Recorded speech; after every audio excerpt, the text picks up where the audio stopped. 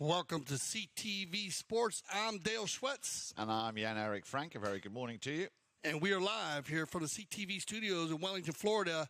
And we are at the Grand Champions Polo Club for the finals of the 2023 Sieber Memorial. And we've been waiting for this final. Two very strong teams here, Jan-Erik Frank, Dundas, and Senvest Excalibor.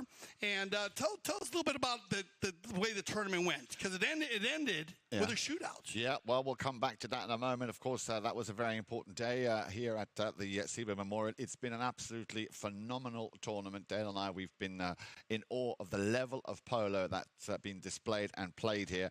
Remember, 12 goals is the Sieber Memorial tournament, and we're looking forward to the final.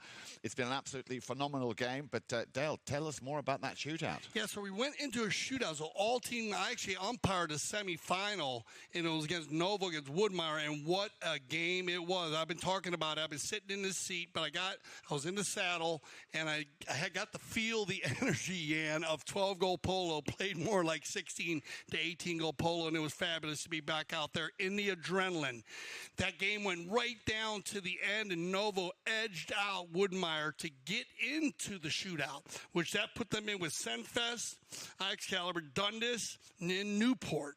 So in this shootout, remember, they all start from the 40-yard line. All four teams made their first 40-yard shot. And I was like, well, we're going to be here for a while because these guys can shoot. We went to the 60, and then Newport, Juan Monteverde shot for them. He missed his first 60, but Pedro Falabella, Geronimo Obregon, and Facundo Obregon, they all made their 60s, so they went to the 60 again.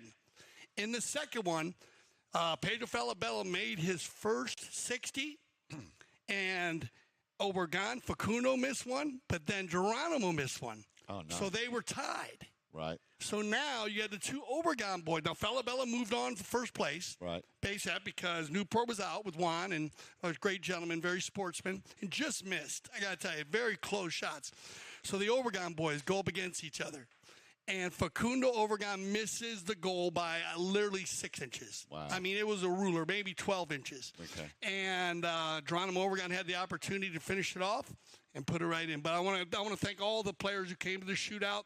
It was very well done. It was energy. It was fun. It was fun to be there in that kind of energy. A lot of pressure. A lot of pressure on them. Remember, we talk about the penalty 2s and 3s. They start with the 3 and go to a 4 in the shootouts. And there you go. The stage is set as Dundas will face off against Senvest Excalibor in a very competitive Sieber Memorial this year. Well, we are, as Dale was just explaining, we are very much looking forward to it. Let me then quickly give you a quick rundown of the players that are out there. Now, Dundas are in yellow, and Dundas also today are not going to feature Sarah Siegel-Magnus. She unfortunately sustained a hit or a knock on her foot or ankle. We're not quite sure, but she's currently not laid up. She's walking about. Yeah, big shout out to Sarah. We hope she's feeling better. Sad to hear that. It was in the women's tournament, actually, she was playing. Correct. She's in the Open, I believe. Open in, exactly, over in Port Mayaka for the U.S. Women's Open. So coming in for her today, very strong one goaler, Mickey Navija Estrada coming at number 1. Then, of course, Mia Cambiasso at number 2 with 2 goals. At number 3, Robertito Zera, the 4 goaler. And then you just touched on him, Geronimo Obregon, the 5 goal. That makes that team now 12 goals. In the I think it's sort of a navy blue. I think it's the right color to describe Senvest Excalibor. Richard Marshall at number 1 of 0 goals. Evan White Jr. coming in at number 2 of 1 goals. And then Santiago Javajol, very strong player, of course, at number 3 of 5 goals. And Pedro Falabella, the 6-goal player, the highest ranked player on the field. So again, Senvest Excalibor also coming in of 12 goals. Our umpires this morning are Pepe Araja and Esteban Ferrari. And as always, our instant replay official and third man, the wonderful Mr. Steve Lane. Two very, very strong teams. And remember, these teams did meet in regulation play. Senvest Excalibor, Dundas. Dundas edged them out by 2 goals. Correct. So this will be also, I think this will give the final an extra bit of spice, just to sort of see if they can sort of, clear that one up. So a lot to look forward to. And we've been speculating here. We are expecting a running and gunning, very, very fast, open Sieber Memorial final. Yeah, when they played last time, we'll compare their stats to their last last game. And we'll be giving you our breakdown at halftime, so stay with us on the stats. And remember, we're not using the challenge system here in the finals. We're using all of the triggers. So all the triggers are in place. Check to see if a goal is scored. Check to see when the ball goes out of bounds at the end of the field or on the side. Check to see when two four-legged athletes come together or two two-legged athletes come together on any very hard play. And to check and see for any unsportsmanlike conduct. And they can go to the IRO, third man. And also remember the umpire challenge. If the umpires are to disagree on a play, they can get it checked. Here's our first whistle of the day. And you're going to get one right there. They're going to blow the right-of-way violation. It looks like the yellow had control. They came out of there. And looks like Senvest Excalibor, looks like Javajol, Santiago thought he had enough space. But they're going to go ahead and blow him on the reaching foul there. And they're going to bring this one down. Now they're talking ball placement. They were coming out of the bowl-in and looked like they were a good 30, 40 yards downfield. So I think you're going to see your first open goal penalty here. Penalty 3. So, yeah, getting off to a rather controversial start with them in a matter of seconds. 14 to be precise. First whistle of the play. And as you said, Dale, it's going to be this man, one of my favorite 5-goalers, Geronimo Obregon, who's been absolutely phenomenal to take this first penalty here in favor of Dundas. Remember, they are in yellow. Penalty 3, open goal penalty. Well, as to be expected, and that is the first goal for Dundas, putting them in the lead by 1-0. And exactly how he hit him in the shootout. Right. It was fun being up close to all 4 of those guys. Because I told them, I said, we see you on the screens all the time. You know, the energy in their faces. Super nice guys, every one of them. I got to give it up to Pedro, Geronimo. We had all of them. They Juan Monteverde, Corfacundo, very nice guys. Here we go. The ball back in play. A little touch there from Cambiasso, and jumping off his pony there. Very quickly on the spin on the turn. Pedro Falabella. Now, you don't see that happen very often. Well, he's straight away back in the saddle, so clearly and which is good news, no injury. So this final, Dale, but we can sense it here in the studio. The adrenaline and the tension out there is really coming across very quickly, very early. It shows you how athletic Pedro Falabella is, huh? Yeah. Jeez. I mean, they had a little contact there. 2 four-legged athletes coming together, but Pedro just jumped dismounted perfectly onto his feet. Here comes Mia. Cambiasso, nice little pass. Yeah, trying to feed that ball up to Geronimo Obregon. Goes back. Mia will be there to pick up this ball. Has a little time to turn it. There comes the shot, this time out to the left-hand side. Nice pick up here now by Mickey Navijo Estrada. Remember, he's in for the slightly injured. And as I say, we hope to see her back in the saddle very, very soon. Sarah Siegel-Magnus couldn't do much with it. And now the man who just had that very nice dismount, Pedro Falabella, over on the far side on the boards, will leave this one behind for his number 3. Javajol opens the shoulders, wants to drill that one deep down the field. He does, but it'll be Obregon to be the first man on the ball. Turns it around nicely. Evan White, not much he can do. He needs to, of course, clear the way. There is the pass back. And this time looking for Cambiasso. She's got Falabella on her hip, and he steals that ball, but you can see she's right back in there, wants to steal it back. So an all-rounder, a very hard worker. We've seen she's been absolutely key in all of her games here. But now a little run through the center there from Santiago Javajol. Javajol has found a little space. Now going up there with him is Richard Marshall, but it'll be Evan White to try and steer this one if he can. A little bit unlucky, just running out of space there, but nice pressure here from the team in blue at Senvest Excalibur. Yeah, the 1-2-3 combination here starts with Falabella, and then they find Santi Javajol. I got to interview Santiago Javajol on the sideline, just walking around, seeing and meeting people. What a super nice guy he is, too. Santiago came up, talked to me, said he loved everything that was going on, loved to see the replays. They've been reviewing the tapes, and just a tremendous, strong player. Keep an eye on the number 3 in the blue. Here we go, the number 4 in the blue. That's Pedro Falabella. He'll pick this ball up. Can he outplay Mickey Navijo Estrada? Yes, he can. Takes it around the outside now, but Mickey sticking very close.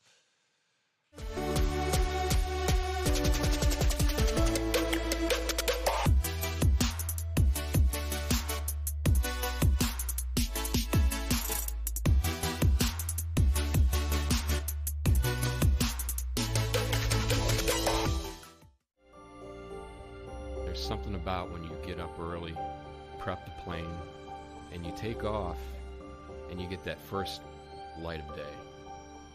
And the air is crystal smooth. You can see forever. You have to have the right aircraft for the right flight with the right crew up front. Only NetJets can do this. The flight dissolves into the background. It should just be the here and now.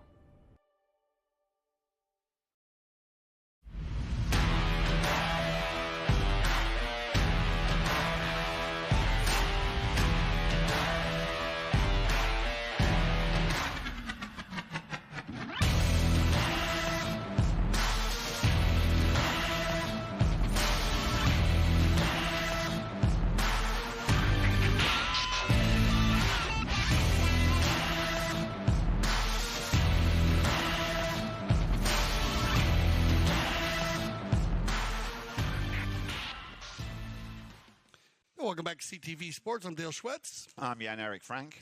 And, we have to start out here. This game, we figured these two teams, they started out 2-2. When they played last time, Jan, it was 3-2 after the first period. So both teams have a very strong offense. And remember, it was with Sarah Siegel Magnus. She was pulling the team at a high level. But in their last game, Geronimo scored and Robertito Zeta. They played number 3 and number 4. And we had Santiago Javajol and Evan White. And they all use a 4-player rotation here, both of these teams. Remember, some teams line out. They keep a 1 out in front. They keep the 4 in the back. They rotate in the middle. A lot of teams now rotate in the front, or they keep a back. There's all kinds of different strategies that you can use in the game of polo. And these two teams, they do use that 4-player rotation. Now, we did have 2 players come together, 2 4-legged athletes come together, so that'll give our instant replay, our IRO, / third man, Mr. Steve Lane, the opportunity to take a look at that play from all the different angles. Remember, we have the end zone cameras, the high cam in the center, and then your drone. And the IRO will take his time to take a look at that anytime 2 2-legged athletes come together on any kind of contact. And the reason why, we got to make sure to see who created the danger. Of course. And in this type of game, where, like in hockey, where you're allowed to check people and ride people off and make contact legally, then, sometimes it does come across where players will make contact and it could be dangerous. So we'll see what they decided to figure out here. With a 1-0 ball game, and you want to run through the teams real quick, just in case we had a few late bloomers today to come to our final here today? I'd be delighted, but I'd like to start off by saying that Pedro Falabella is back in the saddle, so he is okay. I'm sure that will put a lot of minds at rest, especially us here at CTV Studios. But let's start then with Dundas. That's the team in the yellow shirts. As Dale was just saying, in for the slightly injured Sarah Siegel Magnus, we've got Mickey Navija Estrada in at number 1 of 1 goals, Mia Cambiaso at number 2 of 2 goals, and then Robertito Zeda at number 3, 4 goals, and Geronimo Obregon, the 5-goaler.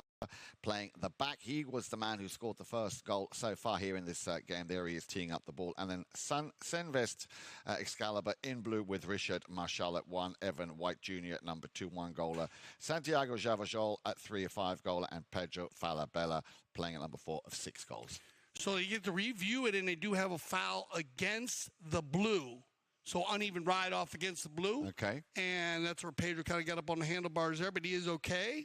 And right back in the saddle here. So they go with a 5B, and it'll be controlled here by Mickey. Yeah, and he's going to look for a little passageway to get through. But once again, the man on the move here is Falabella. Always a joy to watch him in the saddle. Picked up by Cambiaso. She'll turn it around. Nicely done. Nice bit of space that she's created for herself. Now, she might run this one all the way herself. Still, Cambiaso, a little finishing touch shot, a cut shot. And then on the number 1, Mickey trying to support. But again, pressure and power play here from Dundas. Once again, stolen quickly by Pedro Falabella.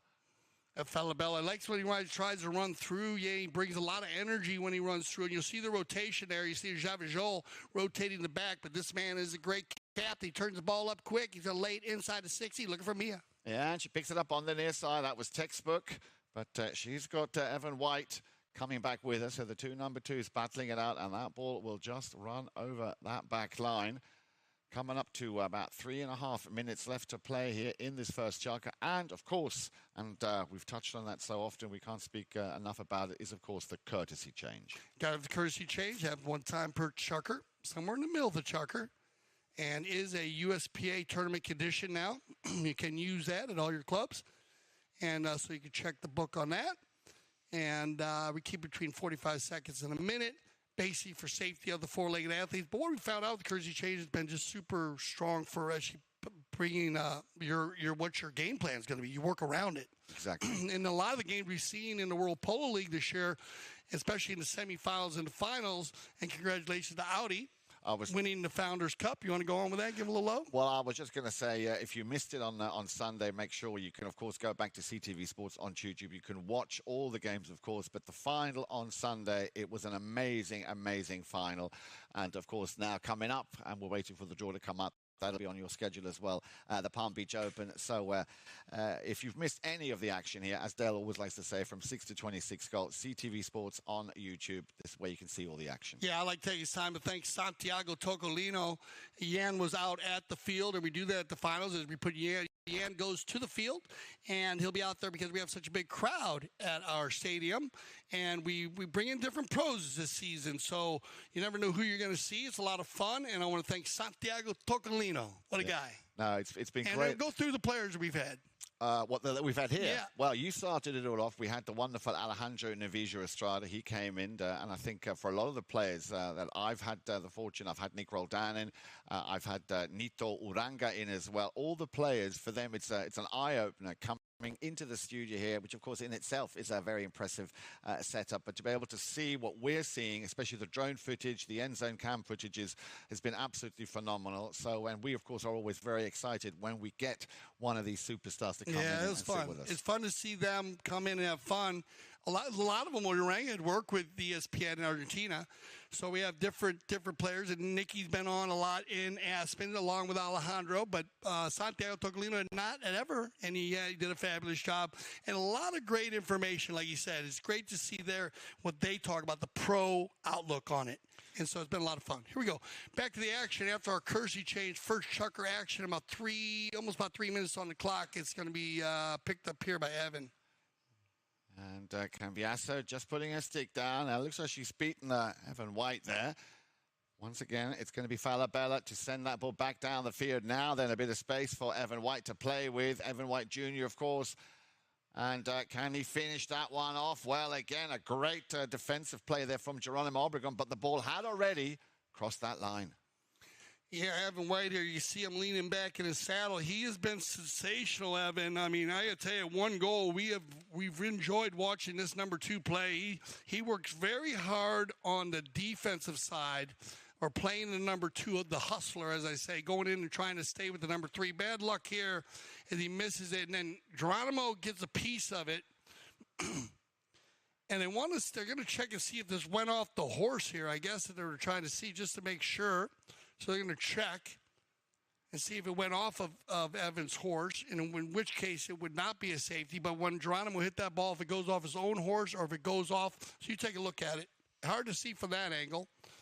And they might need to go, he'll check different angles. If not, they stay with the call on the field. But if it did go off of Geronimo's mallet and hit his horse and went over the land line, safety. If it goes off his mallet and hits the goalpost and goes out of bounds, safety. Goes off his mallet and hits the boards and goes over the end line, safety. But off the other horse, no. But here they're going to say yes, safety. And I like this call on the field. I didn't think it hit. And it'll be Santiago Javajol, and well done. Yeah, well, again, great footage from up here. Super goal there, the first for Santiago Javajol, converting this penalty 6, the safety 6. Yes, Dale was explaining the ball going over your back line from a defending player.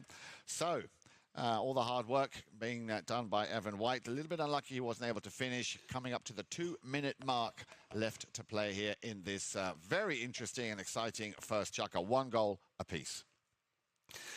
Bowlings are going to be big. Possessions are going to be big in this game. Every possession means everything. And this guy is the one you want to have. It is going to be picked up by Geronimo. He'll send everybody forward. Rotation by Mia. Yeah, she'll just hover there behind him. Because, of course, Senvest Excalibor know about this very strong playing 5-goal player. Here comes in the handling of the stick over to Cambiasso from the third row. A shot on goal. Cambiasso trying, and she does very well to keep that ball in play. Now then, what trick has she got up her sleeve? Wants to cut in, clever play. Now then, along the back line, she's got to be careful. In comes the challenge from Evan White. And this is a nice bit of defending play, turning defense into offense, but they can't seem to get the mileage that they want. Again, it's going to be Zeda to turn things around. Robertito looking for a shot on goal. Zeda once, Zeda twice. He got a piece of it, but again, solid defending here by Javajol. You said it. It's just all solid defending, but you're going to see another safety. So they're going to take it back, but the shoe will be on the other foot. This will be in favor of the Dundas team in the yellow jerseys today. And you can see Esteban Ferrari right there to the left, and Pepe right there, our Mount officials. That ball did hit out of bounds by no, I guess not. They're going to say they're going to go ahead with a knock-in. So they're going to bring that back and say no safety, knock-in. It did go off the stick of Zeta, and here we go, Falabella, and he's got Santiago.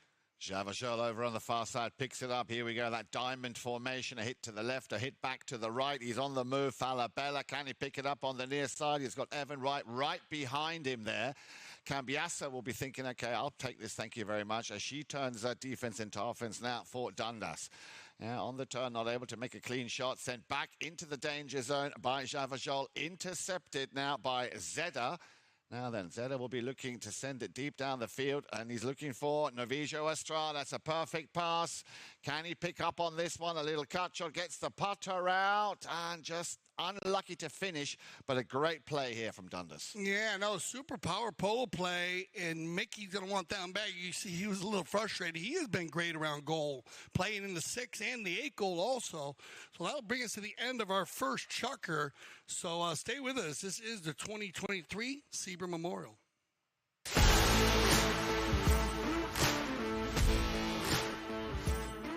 We're here at the Santa Rita Polo Farm where the PTF Polo ASSN Junior Tournament is being held for the first time ever at this location. And I mean, could you get a more beautiful venue? Probably not.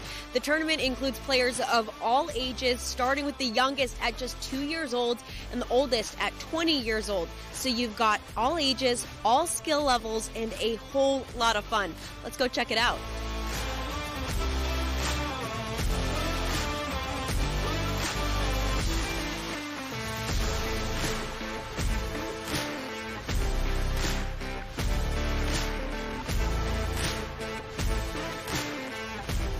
It reminds me of my days when I was in that position playing the kids tournament, and for us it meant the world. So I'm very happy to be here supporting my son and other kids as well, because I think they really enjoy this, and for them it's even more important than for us probably playing the 26 or the 22.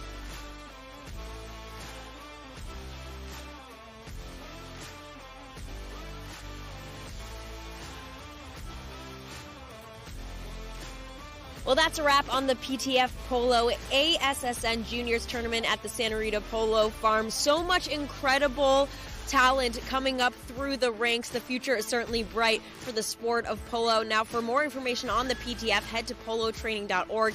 And, of course, head to Chukker TV for all of our awesome content, including full game broadcasts. At the time the taqueria began in 1975, our goals were simple: to provide service, which we did fieldside with our first trailer, quality, and those hard-to-find polo specialty items. We searched the globe to bring back the best equipment possible for polo players, by polo players.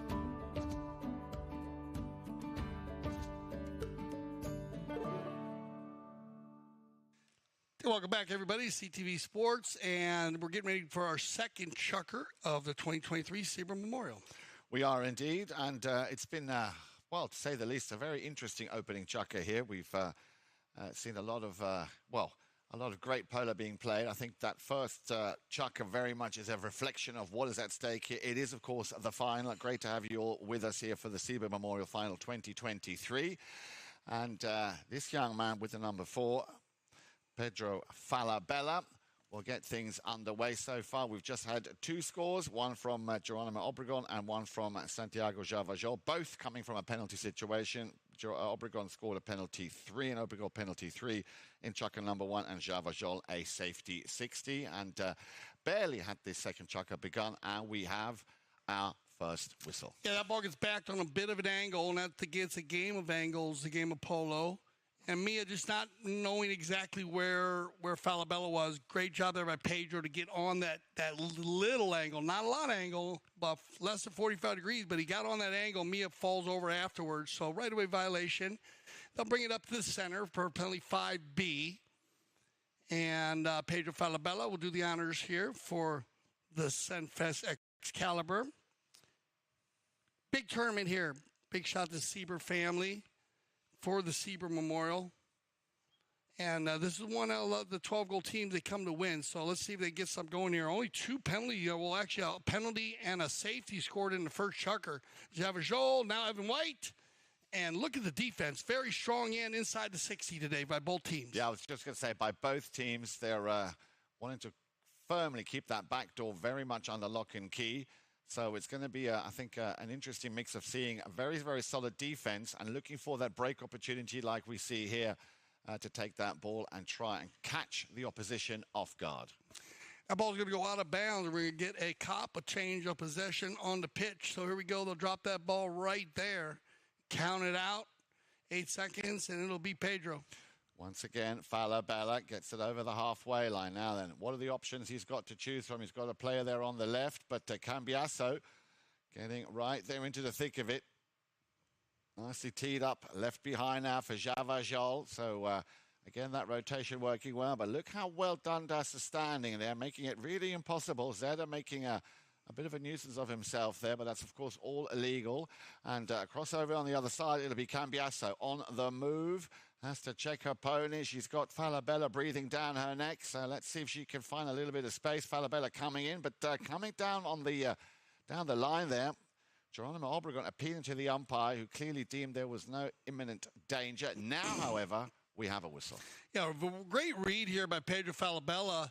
Mia had control there. I think she thought that Geronimo was closer right here, right here. She drops in between, and a great non-call there. The window's wide open. This ball's going across the field, and this is just miscommunication because Geronimo could have kept going with that ball. Zeta jumped in there to drop it. You can see them talking to each other, and just a little miscommunication. You don't see that much with those two. And you can see them looking at each other saying, hey, what's happening? But good read by Evan White to jump on the right-of-way there and to follow that play, not give up on it. Because Zeta was down the field with it, but Geronimo needed to take that ball or open it. And so open it to Zeta, not leave it for Zeta because the line was going 45 degrees across the field.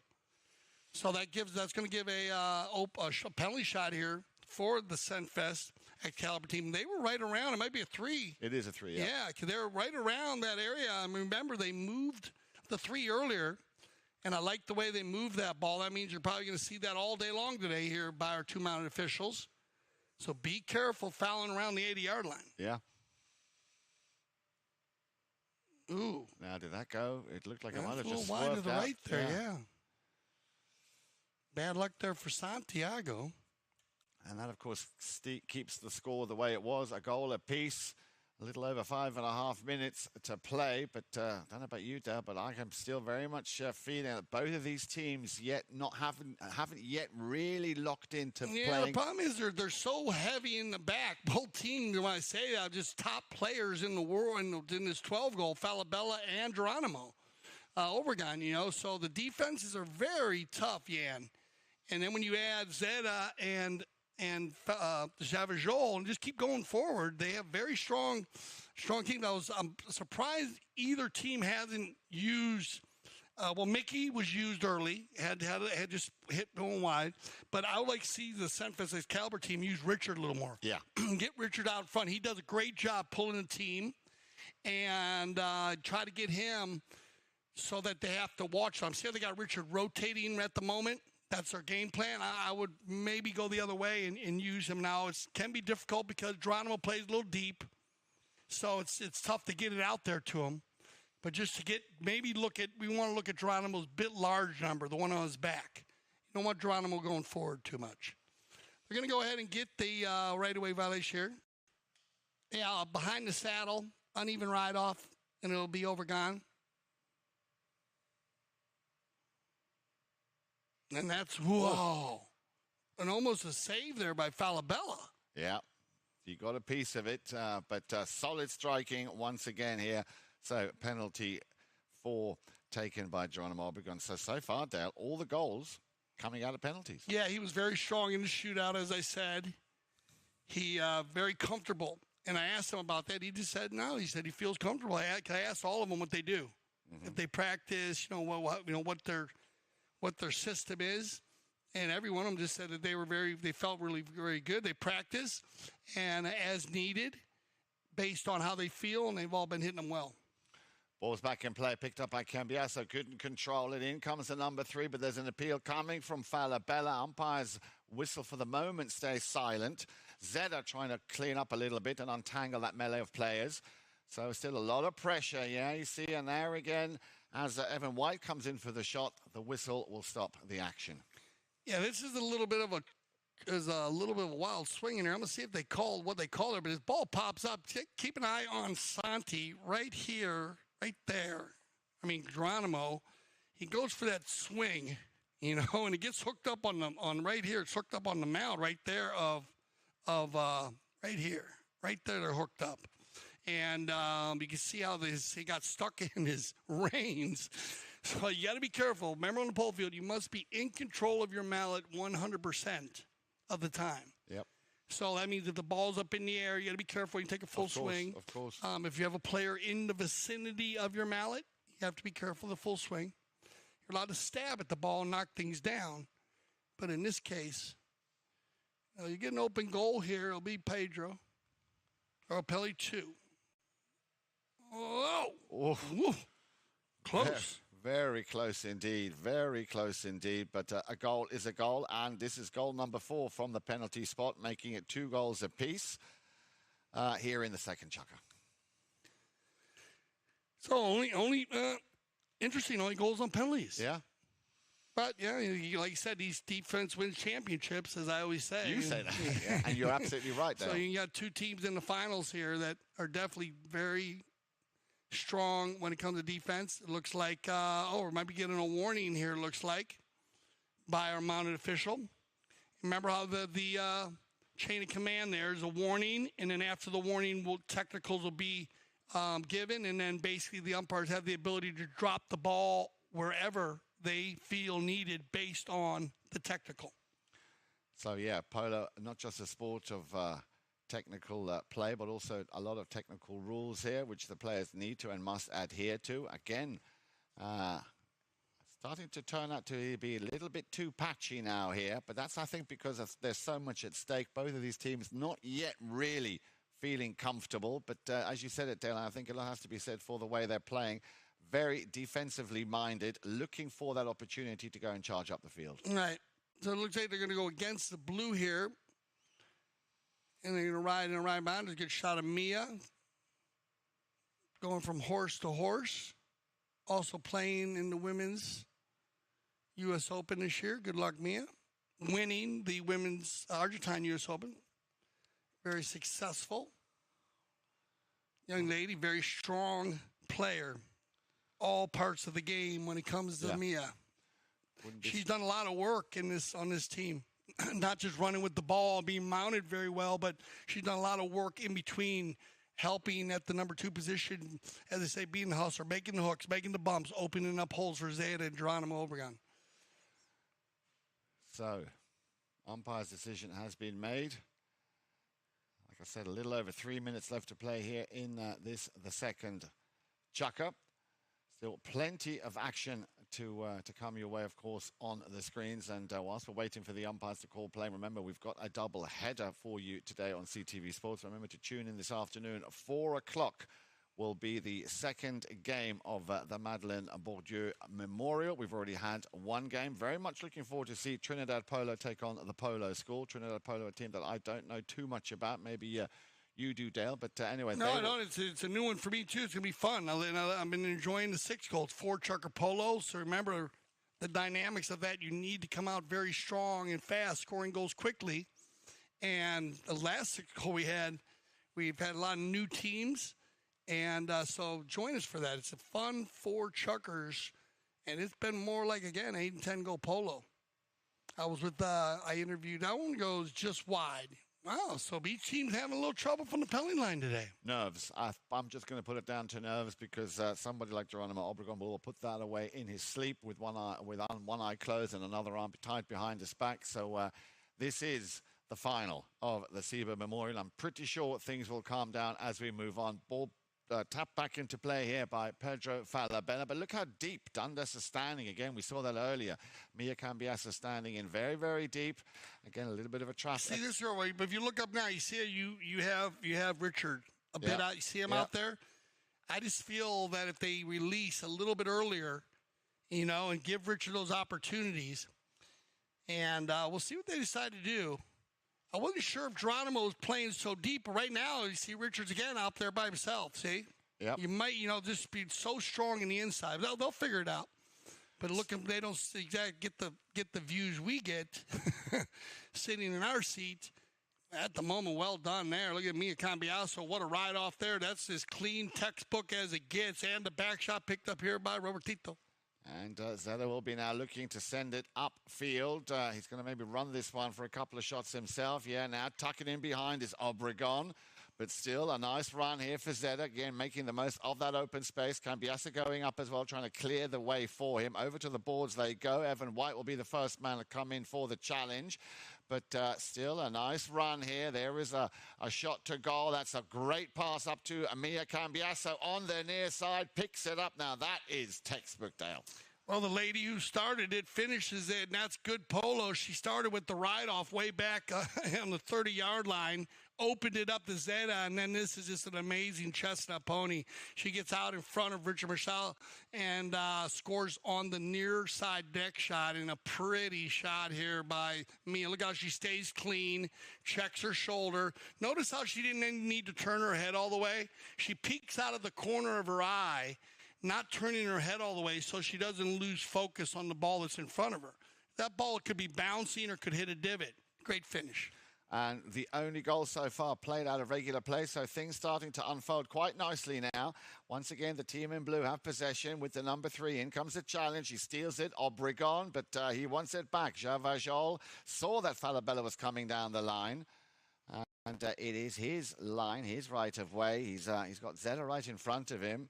There, the shot back downfield, looking for and finding Evan White. Now, Evan White's had a couple of, or at least one very, very similar situation where he's in front of goal. Tries to send that one on the near side, and this time, what a cracking goal here by Evan White. Wow, that is a great goal. You said it is a cracking goal. Heavy duty, because right here, this is a good ride-off. He just stays with it. And that's what this kid does, man. I love it. He never gets flustered. It's a great ride-off here by Mia. And it's clean, legal, again, perfect timing. But Evan just keeps himself under control and just leans out there and lays it out in front. He actually probably wasn't even shooting for the goal. Look, trying to lay out in front, and the ball just trickled in. But it's quite funny, Dale, that both of these goals, the last 2 goals, have both come on the near side. Yeah, the near side goals. Well, you might need to play on the left side of the pony today based on how difficult it is. All right, we'll send them off. It's a tight one. It's going to be a good one. We're here, CTV Sports.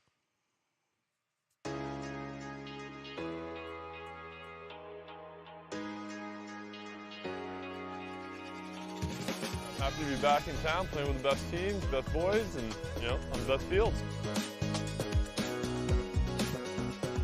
So we're going to start the season a full power horse. I'm just happy to be back in Florida. It's hometown. Looking forward to getting back on these amazing fields.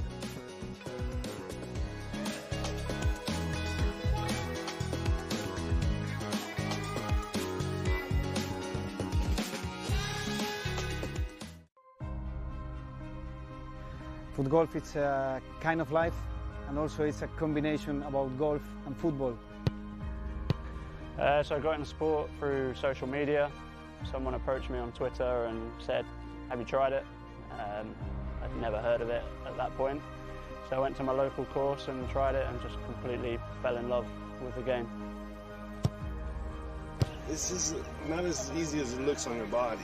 It's a lot of kicking. We don't normally kick this many hard kicks in soccer. For me, this and the U.S. Open are the two top U.S. tournaments. It's something we all look forward to every single year. Great fun, and I think everyone will enjoy it when they try it. You can't not have fun. When you set goals at the start of the season and you're able to achieve them at the end of the year, I think I can speak for everyone and say when we set goals and we make the sacrifices that we make, which a lot of people don't see, and then it all comes to fruition, it's a good feeling. I literally live, breathe football.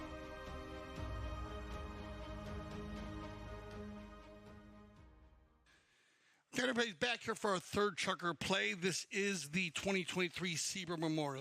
Jan and Frank?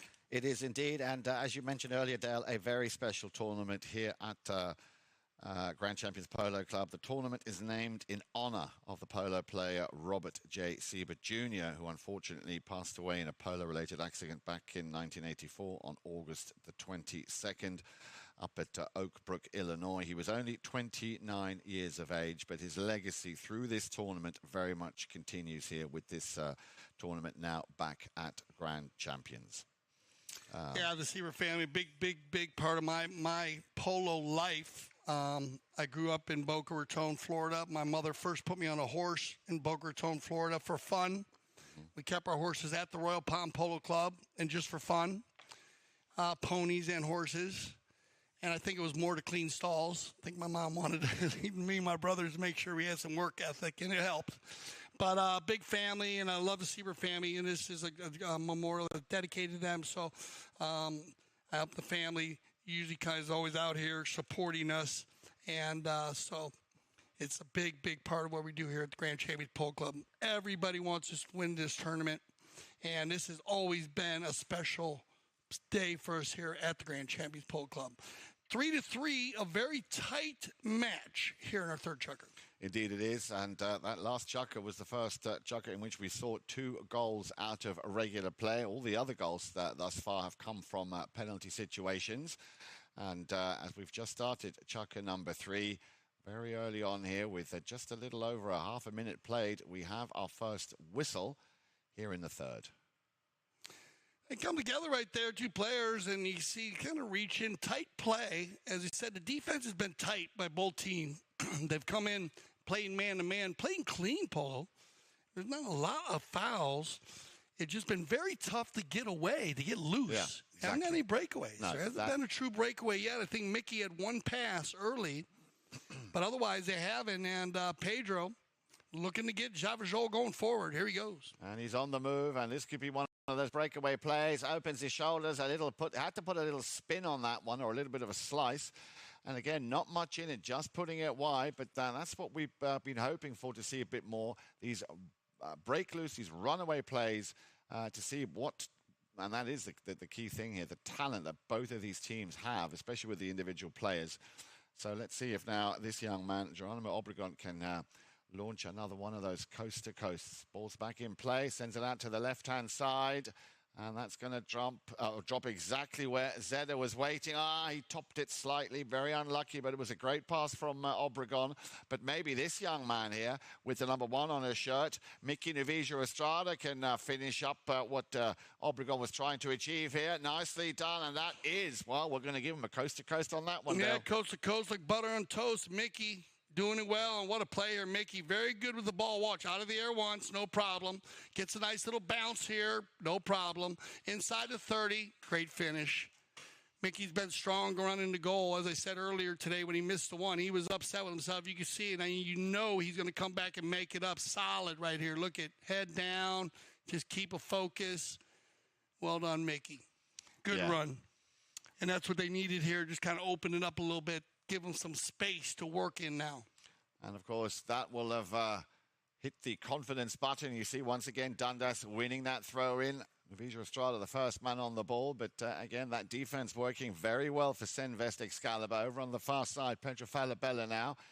will try and work this ball up and over the halfway line. There it is, and he's found, and this is what you were talking about, Richard Marshall. Yeah, get him involved a little bit more. He drags and pulls the team. And look at him. He's on the move, gets the support. Here we go. Marshall with a shot on goal. Well, he got a piece of it. And again, super save here by Geronimo Obregon. Yeah, and he gets the move. In the first one, he takes the mallet from Geronimo and gives Evan the ball back and then gets a shot on goal. So definitely opened up when you get Richard in the game, and they're still going here. Working it down, and now they're going to get a whistle. So it all started with Richard Marshall pulling the team. He took the mallet from Geronimo on the first one, which I love how he took his time on that swing. And you can learn a lot from that being the number one. When you have a man coming to hook you, you don't want to swing it as hard and quick, because if you swing hard and quick, he can hook you and make a back shot. Yeah. But if you swing slow and easy, he's got to stay out there to hook you. Marshall just stayed hooked onto his mallet. He took a 5-goal player off the field, and Minchard on an A-rated. So now he's making a 7-goal play. Then Evan hits it back up to him, and he almost gets a shot. He gets a shot on goal just off to the right. In hindsight, they get the ball back, and Falabella works his magic inside the 60 now, instead of working his magic inside the 80 or the 100. Yep. Now you're in open goal territory. So they're going to get an open goal out of it. Great offensive attack. So after seeing 3 goals, the last 3 goals were out of, Right-of-way violation here, yeah. Oh, right-of-way violation, thank you. We are back to scoring from the penalty spot. This time it'll be Pedro Falabella. He's already scored a penalty 2. And this now, of course, for the equaliser. And Pedro 100% for the line. Yeah. Well done, Pedro. His second penalty 2, and there it is, the equaliser. So that makes it 4 goals apiece. So still very much anyone's game, and we've seen, a goal at the height of this game so far, a goal difference, never more than 2. One of the team comes back very, very quickly.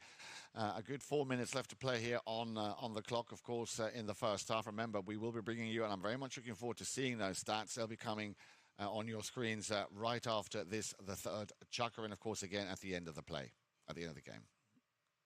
Javajol was going to win this one out of the bowling. And right there, so we're going to get a whistle to stop the clock right in the center of the field. Santi puts Zeta on his hip and then comes through here. And I think Mia goes for the end. She'll get caught riding in behind her. Yeah. Good hook on the first one. Yeah. Then she gets caught riding in from behind. So they'll bring this one down to the 60. And we will see Pedro, as I said, took the penalties during the shootout. Boy, he was strong. He came. I don't know if he was practicing before he showed up, but he was smoking the ball, man. He hit it so well. And but also Javajol will take them, but I think you're probably going to see Pedro Falabella with the number 4. Yeah, and it's penalty 4 that they're gonna that they've been given here. So once again, the tables have been turned. Senvest Excalibor now with a little tack timeout. We got a little tack time out. Yeah, a little tack time out. You talked about the tournament. This tournament was created by the Oxley family. We were talking about Royal Palm Polo. And actually, it was first played there. Now the defunct Royal Palm Polo Club in Boca Raton. It was resurrected by Mark and Melissa Ganzi here at the Grand Champions Polo Club. And the game was last held in Royal Palm before it was closed. It's the last time they played it, Sieber Memorial. So it's great to bring it back to life. Oh, look at that. They're going to pass the stick here. Ooh, they did. And now he made one early. Or did Santi made a safety? Yeah, he made a safety. He had a penalty 6. But this one's going to go off to the side. And that'll bring us to our Kersey change. So, 1 goals apiece here in chukker number 3. Overall, 4 goals apiece. Still very hard to gauge. I think this could be a game. Well, I think it will be a game that's going to take it all the way down to the 6th and final chukker. Yeah, you have to interview John. You have to interview Rob, John's brother, for the John Sieber Memorial. And he said he always wants to thank the Ganzi family, Grand Champs, for putting this on. And usually we have Rob comes in to be do the trophy presentation for the tournament. Great seeing the family, how much they love what we do for the tournament, yeah. Well, not only that, Dale, what I think is worth mentioning, of course, is that this year's tournament, not only is it a very special and a very dear tournament to Grand Champions Polo Club, but what I think is a great development is the number of ladies that have participated. This one, they had a lot of them. They have six ladies. 6 ladies played in this one? Played in this one, exactly. 6 ladies. Go through the ladies? Yeah, let's go through some of the ladies. Go through the ladies, because the ladies, well, growing the quickest, largest growing in the United States is women playing the game at all levels, from playing at the high school level, because I actually played interscholastic polo at Culver Military Academy, and I was there at Culver this year, and I got to meet some of the players, and it was great to see how many young ladies and young gentlemen were playing together now, and it's just a big part of the sport. And you are right. It's, of course, 6 teams that entered with 4 ladies. And those 4 women include, of course, we love her to bits, Hope Ariano. Mia Cambiasso, of course, is out there, normally playing alongside Sarah Siegel and Magnus. And then, of course, Alessia Zeidler, the young lady from Brazil. Ariano, for those of you who don't know, rated at 9 goals in the women's rating, was the first woman to be named and play for the U.S. In the 2022 FIP World Championships here in Wellington. Cambiasso, rated at 8 goals, was also a member of the winning team La Delfina, who won the 2022 Women's Argentine Open. So not just any ladies, but ladies of the highest caliber. Great, and Leslie's been playing great. Zeiler, as I told you, I've been seeing her as I've been working with the polo school out at Santa Rita Polo Farm. She is dedicated. I have to tell you, she's dedicated. She is out there all the time working, sticking ball on, getting her horses ready, and of course Hope. What can you say more about Hope being there, leading the ladies in the United States, carrying the torch, as we say, breaking records every day, just doing a phenomenal job. Back to the action then, and Javajal over on the far side has his pocket picked there by Geronimo Obregon. Remember, an all-rounder. Now left for Zeda. Zeda will try and get that ball a bit further away from his own goal mouth. Cambiasso, you can see she's on the move. She was going upfield, but again, Falabella just keeping a lid on things. Obregon will chase that ball. Ball is still in play. Already looking over his shoulder who to play it. Always left that one behind. No traffic coming down the line, so no. And again, a little fumble now coming down the line. I was just wondering when that next play was going to come and appear. Santi Javajol, so dodging 2 little bullets. He's topped that one. And Javajol, as you can see there, appealing. Umpire again deeming no immediate danger. They will, of course, be as lenient as they can.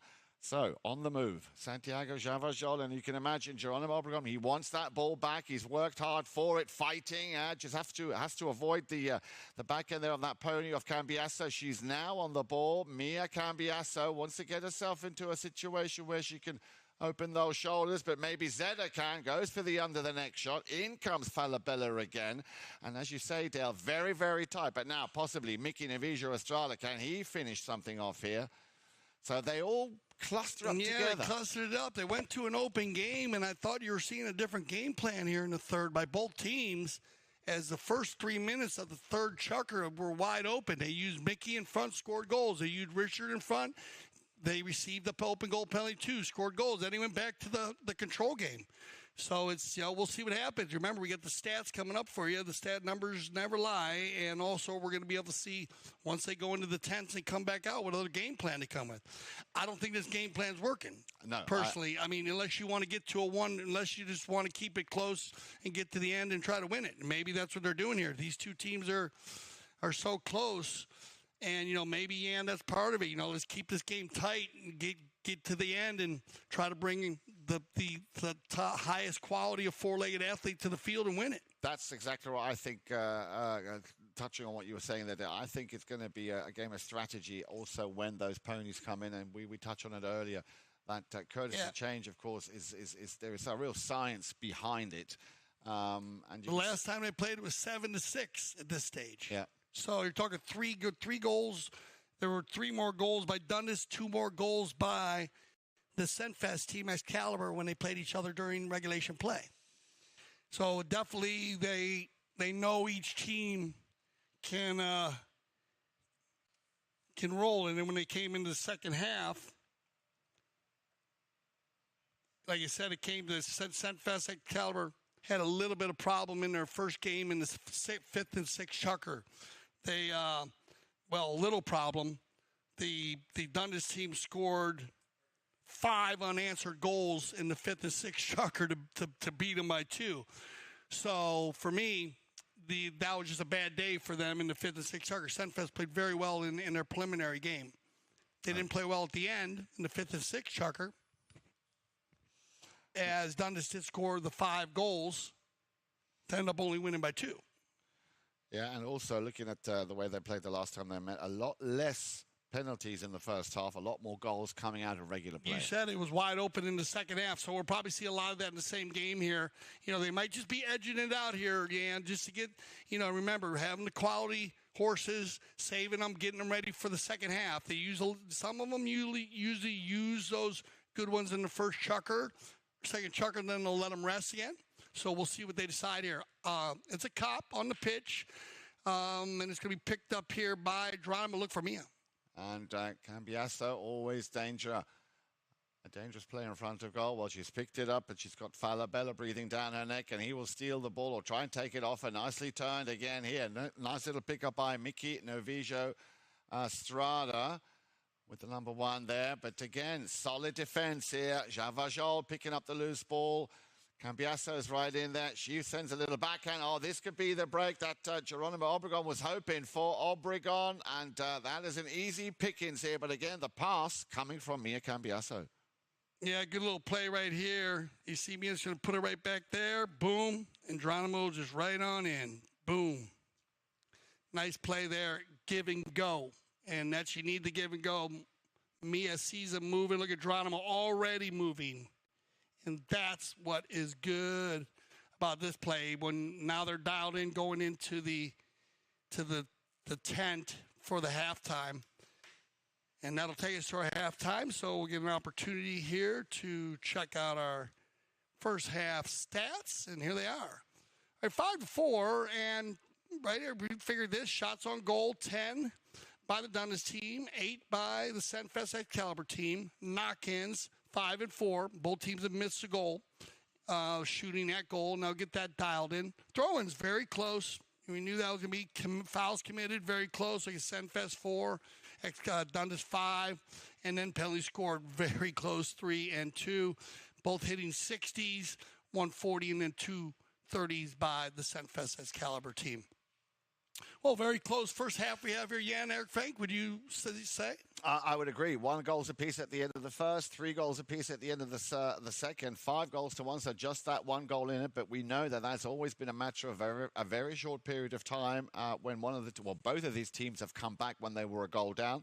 So I am very much looking forward to how things will hopefully open up a little bit more in the second half. All right, so we'll go to a little commercial break here. Stay with us. We'll be back for our second half of the 2023 Sieber Memorial. My name is Augustine Malman. I am a chef. I trained with my uncle in Argentina in several restaurants, and now I travel the world creating unique experiences, all cooked with fire. For this event, we came from California. My team and I had some previous events there, and we traveled with my wood oven trailer and all of our grills from Santa Barbara, California. Well, when we got here, we always arrive about a week prior to the event.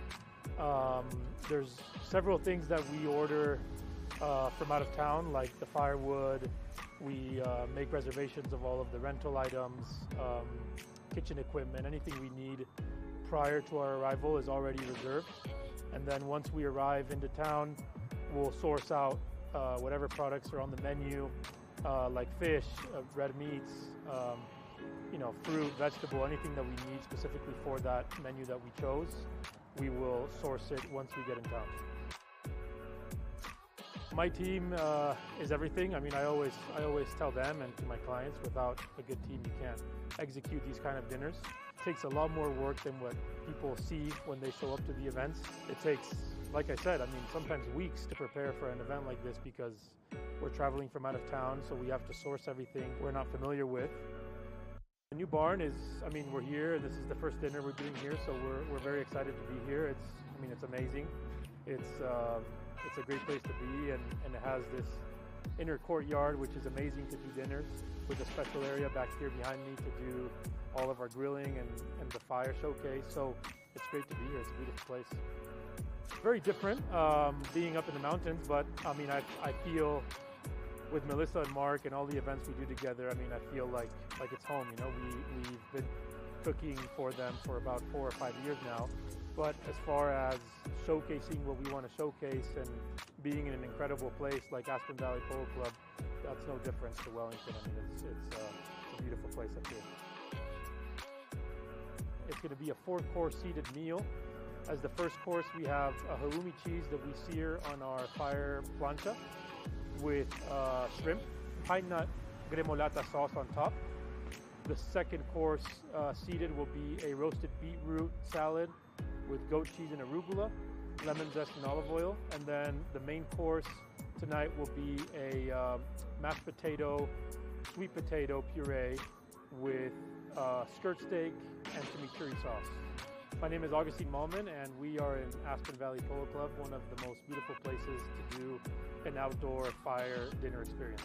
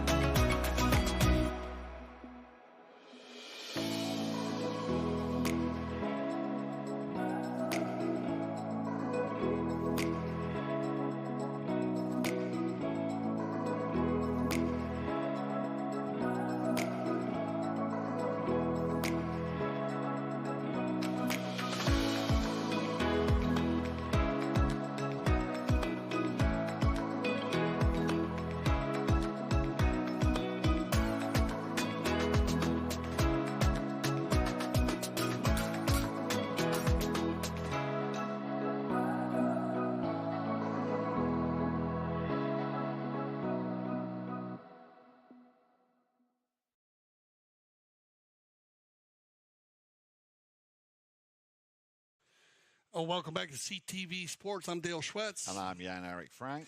And we're live at the Grand Champions Polo Club, field number 4, for the second half of the 2023 Sieber Memorial 12-goal final, 5-4, Dundas against Senvest Excalibor.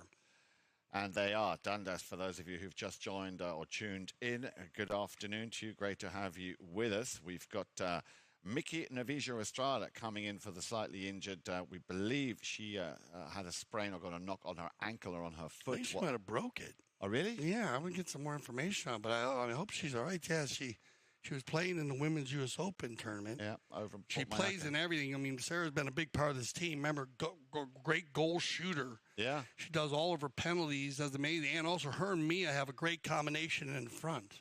So, Sarah Sieber-Magnus, as we say today, being substituted by a very, very solid and a very good player by the name of Mickey Navija Estrada. He scored in Chukka number 3. Mia Cambiasa, as Dale just said, the number 2 with a 2-goal handicap, and she's been incredible. She played that great that great pass just at the end of that last Chukka to Obregon, who scored a cracking goal out of that. Number 3, Robertito Zeta, the 4-goaler, and of course at back the 5-goaler, Geronimo Obregon. He's so far been very consistent, scoring a goal in every single Chukka. So they left the field. We just got a little information on that she did break it. Oh, really? Yeah.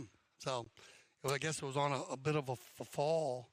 So it wasn't a ball or anything. So, Sarah, we hope, big love, hope you get. Yeah, hit with a ball, hit by a ball. It wasn't by a ball. Okay. So she was hit by a ball. I want to thank our instant replay official, IRO, Steve Lane, coming with the information. Thank you, Steve. And so we hope she gets better, as she's just a great player out there, but she's a big energy on the field. You know, and you can't buy the energy, man. No. The energy is something that comes, and she feeds that to her team. So going over to the team in the navy blue shirts, that is Senvest Excalibor. You touched on it, and we saw a lot more of him in that second, or in the latter half of the first three chuckers here towards the end. Richard Marshall playing at number 1 of 0 goals. Evan White Jr. also picking up a goal in chucker number 2. And then Santi Javajol, the second of our 5 goals. Remember, Obregon for Dundas, he's 5 goals. And the man with the highest handicap on the field, playing number 4 for Senvest Excalibor, Pedro Falabella, also picking up 2 goals. They left the field with 4. Dundas with 5. So here we go. Nothing really in it in this Sieber Memorial Final 2023. You got a 6-team entered. 2 games have, 4 teams made it to the shootout, and 2 teams made it to the finals. And here they are. So the stage is set for our second half. Last time they played, it was a 1-goal difference also at halftime. It was 7-6. Now 5-4, and it's going to be Javajol. On the move over on the far side, and straight away, once again, and that's what we touched on. She works so hard, has an incredible read of the game, can anticipate exactly where to be and what to do at what time, and has been been a big asset here to this Dundas team. Now that on the move herself, Mia Cambiasso, can she get past Pedro Falabella?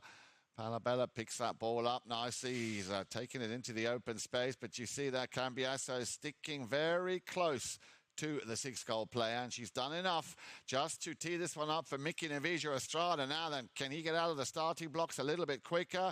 Mickey Novijo Estrada taking that ball, but that again is very much down to the hard work by Mia Cambiasso creating this opportunity. Yeah, it says you've been doing it all tournament long, not just getting the big runs and getting out in front of people, scoring goals, but working in the center, and Mickey will get out in front here.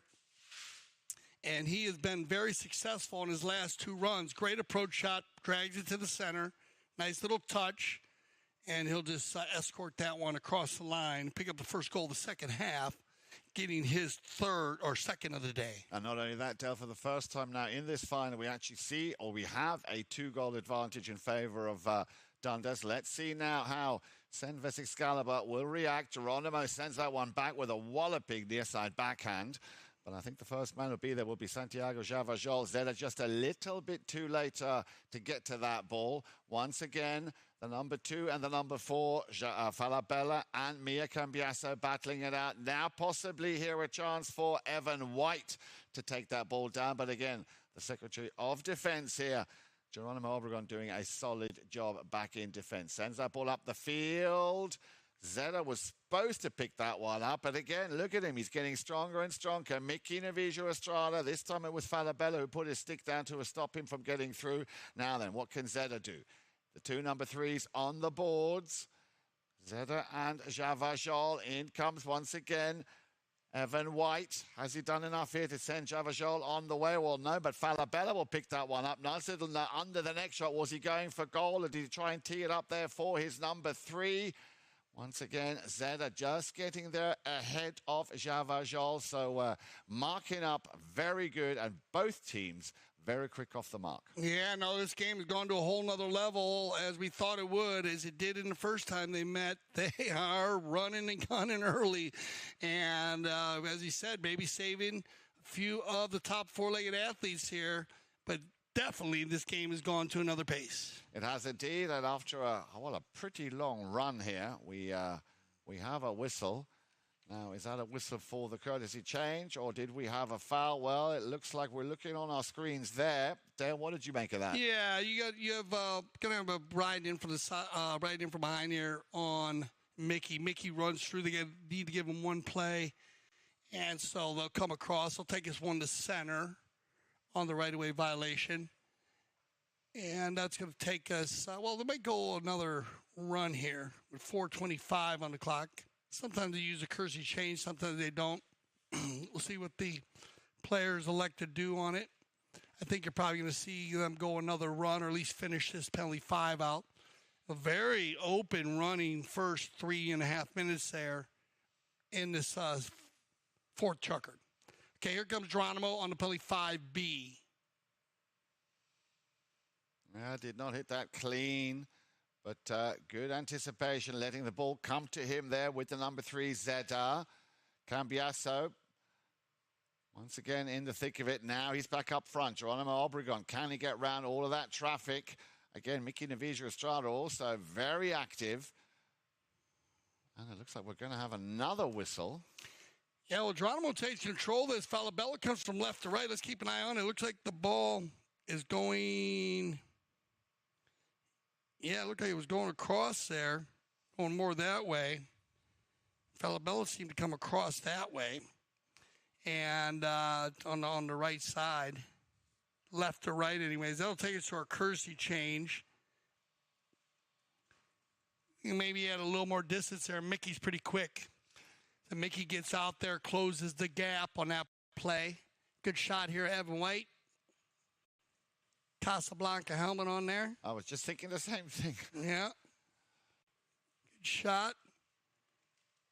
Well, of course, if they come back, Dale, and it's what we suspect is the case, we could see Dundas increase their cushion, their lead to 3 goals. Yeah, no, this would be a great opportunity for them to apply the first time that we've seen any pressure on a team in this game. Because it's just been so back and forth. He's 1-1 after the first, 3-3 after the second, 5-4 at halftime. I mean, and the stats were so in tune on everything, from fouls to misses to knock-ins, and a very tight match. Here's your open goal penalty, and there you go, a 3-goal lead. Obregon making no mistake there. Geronimo picking up, he's picked up a penalty 3. That was the first he took in chucker number 1, a penalty 4. And that was a 2, in chucker number 2. And now also making it all 3 a penalty 2. And as you said, Dale, there is that 3-goal advantage. 7 goals to 4 here with a good 3.5 minutes left to play in the fourth chucker. Yeah, both teams missing 1 penalty 4 in the first, and that's it. So it's actually pretty good shooting. You want all of them as they do, but, you can't go against that. Here we go. Pedro, outlet pass. He's got Javajol. Santi on the move, but he's got Obregon there on his hip. There's a little backhand intercepted now by Mickey Navija Estrada. He will leave that for Zeda. Zeda will take it over the halfway line. Watch Mickey go up. Trying to work that rotation. Again, nice intercepted. Falabella will steal it and send it back. He saw in the back of his head there that Javajol was on the move, turning his pony very, very quickly now. Then can he get round Zeda over on the far side? Well, he got a shot off, and there he is, as always. Geronimo Obregon able to clear it, and he's also got eyes in the back of his head. He saw that Cambiasso read it well. She anticipated. Good first touch here from Mia. Mia Cambiasso now. Solid second strike. Looks over her shoulder. Look at that pony open up very nicely for her. She will try and run this one herself. Cambiasso keeping her composure. Cracking goal here by Mia Cambiasso. But again, it came from, in this case, Geronimo Obregon. Yeah, the big gray four-legged athlete here. Mia gets out in front. Great job here by Mickey right there. You see Mickey, and then this is just a fabulous run. She hits to the far post here. Watch. Always to the far post, lays it inside, and then just some drag. And Mia is strong running the goal. Very smooth right there, and did not have to worry about anything. Good teamwork there by Mickey Navija Estrada to pick up the man behind her. She knew that. She only had to check her shoulder one time. Ball back in play, 8 goals to 4. Here we go then now. How will Senvest Excalibor react to this? Did not expect this to go this way, Dale. 4 goals all of a sudden is the deficit here. Now let's see if Javajol can rectify that on the scoreboard. Zeda once again for Dundas. Steals the ball on the halfway line, sends it back up with a nice drill shot down. Now will she get to it on the near side? Of course she will. Her name is Mia Cambiasso. Checks her pony. Has a little bit of space to work in. In comes Falabella takes it off her, but that is perseverance at its best. Even the young Evan White there, not much he can do. Still Cambiasso sends that one into the danger zone. Now then, Obregon with an under-the-neck shot. Oh, wow. Wow. That's what a give and go. Mia right here. She's going to hit this ball across the field. And that's going to give Obregon just a shot right in. Boom. And the 1-2. And that is good shooting. And you know what? It's just one-touch polo. And that's where they go into another level with the speed differentials. Because, again, Obregon had, remember when Mia broke loose. Oh. So foul in the play? Yeah, I guess they are going to call a foul in the play. So we'll check that one across. Let's take the replay on this. Our fault that he didn't have someone coming down behind her. We had the drone. We had the other footage there. And let's see. Oh, yeah, they're going to go ahead right there. Yeah, so good call. So we'll take that one back. And there we go. So well done, guys. We had the other angle on it. Didn't see Pedro coming in from behind. And Falabella. Now a breakaway here by Mia again. Mia out of the air, no problem. And that ball will trickle over the line. And looked like Falabella was trying to jump on that one there. And we'll see what they have here. So the last play that we did where we had the give and go, where I thought Geronimo had a great shot. It looked like they were ahead of everybody. Great read by the Blue to jump on that play and pick up the right-of-way violation. I like the call. Remember, the player fouled the ball, and Obregon came from right to left. Correct. So they took that ball away. And you might get a penalty here because it looked to me like there might have been a penalty there on the appeal, but we'll check. I'm not exactly sure, but we will check with our instant replay official on this, what they have on the field down there, because there's something went on behind the play. So Obregon. Yeah, penalty to his second here in this Chukka. So he does pick up that goal after all, the one that was disallowed, the under-the-neck shot. Yeah. So, Jan, here you go. If you notice, Falabella helicoptered at center field. You can see when Mia came across, Falabella went for a helicopter to appeal. And he had players in the vicinity. So you need to be careful of that. But it's actually a good call. I saw it in live play. You can appeal with your mouth straight up, but he went for a helicopter. So, all right, that's going to bring us to our fifth chugger. Stay with us. We'll get everybody on some fresh four-legged athletes. We'll figure out exactly all the different plays that went on. We'll be right back here on CTV Sports.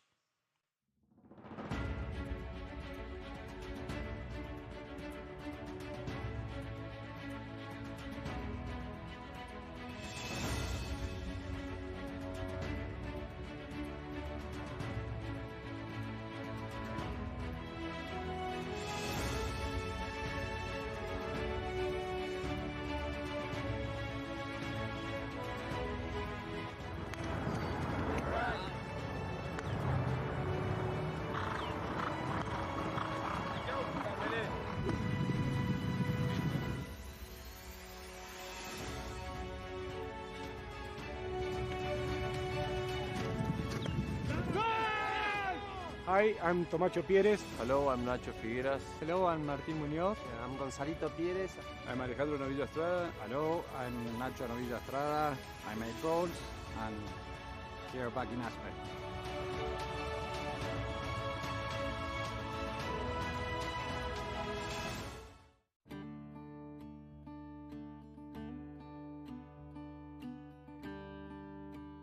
The Taqueria has all your polo needs, from the novice to the professional.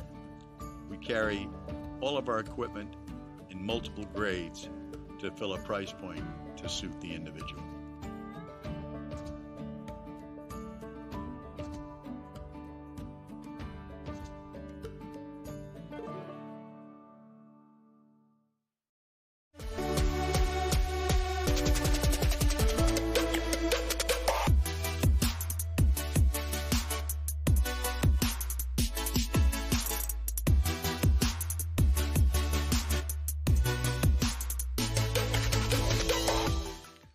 welcome back to CTV Sports. And what a chucker we had here by the Dundas team. And Frank and I were just reviewing their last game. They actually did the same thing in the fifth chucker in their last game, 4 unanswered goals.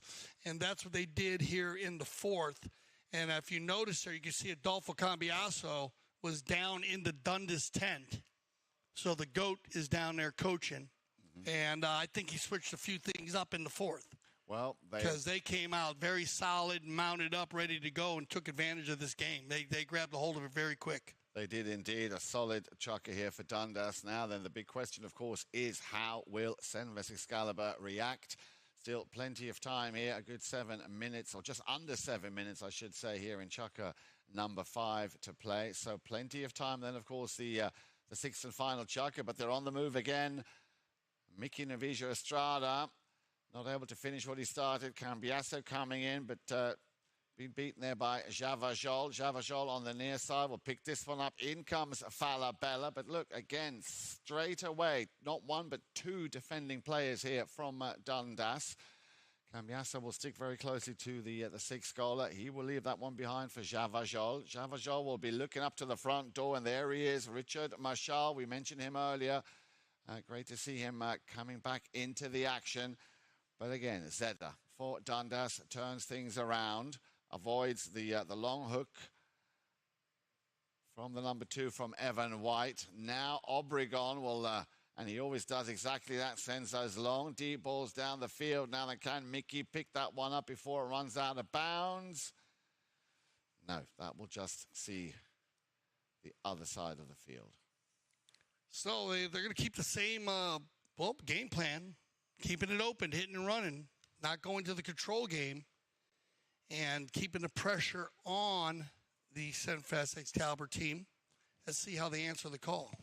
On the move, Javajol sends it up. That will go over the sideboard, so another change of possession. Just under 5.5 minutes left to play. But that last chucker, Dale, I think, or chucker number 4, that could be the make or break chucker here for Senvest Excalibur. A little time left. Remember this game, in the last game, they scored, 2 chuckers. They scored 5 goals, but they were unanswered goals. So Senvest, they have the ability here. They just got to come back, keep it focused. Mucho tiempo, a lot of time left in this game. Falabella knows it. Keep going, Javajol. On the move.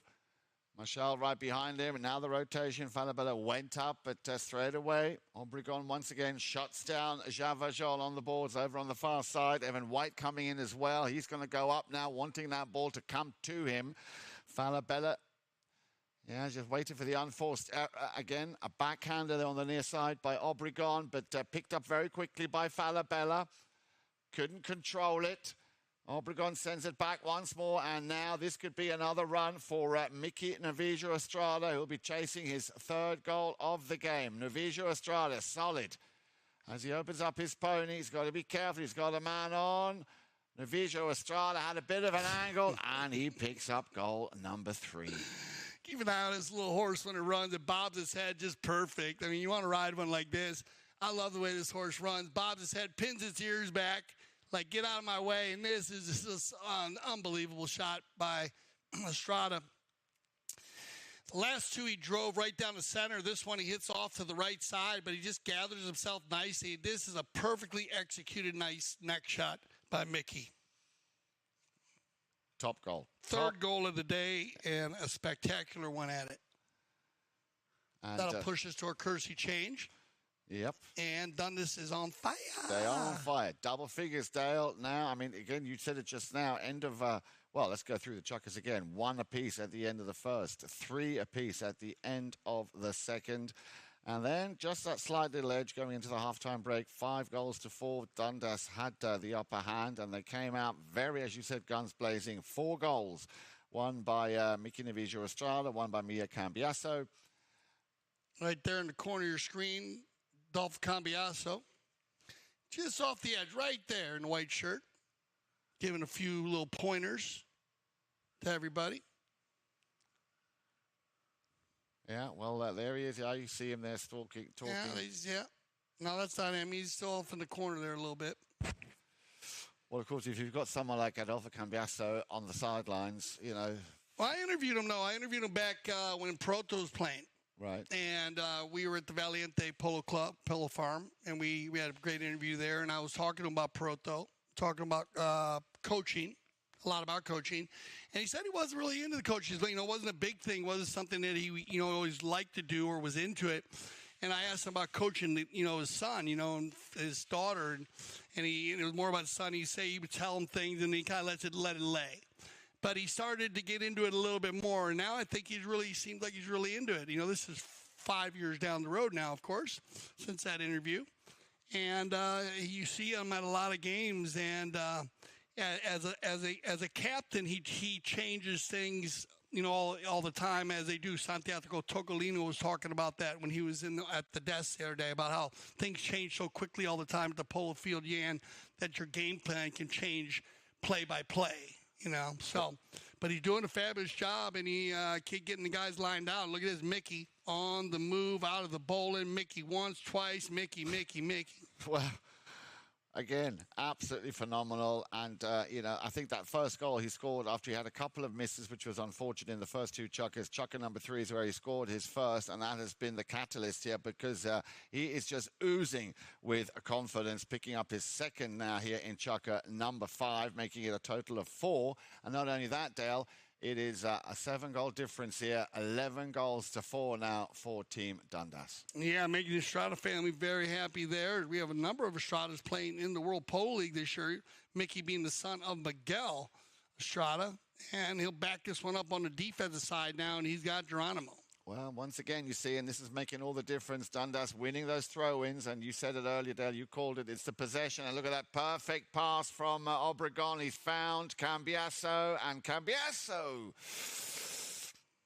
That is bad luck there. Great run. Just skipped over her mouth there, but yet again, the great offensive plays here. They are lined out, hitting and running more like a 16-goal team, 18-goal team, and this has been the difference here in the second half. Well, it's been a while, or it seems like a while. The last goal that we saw from Senvest Excalibor came by Pedro Falabella in the third chukker, a penalty 2.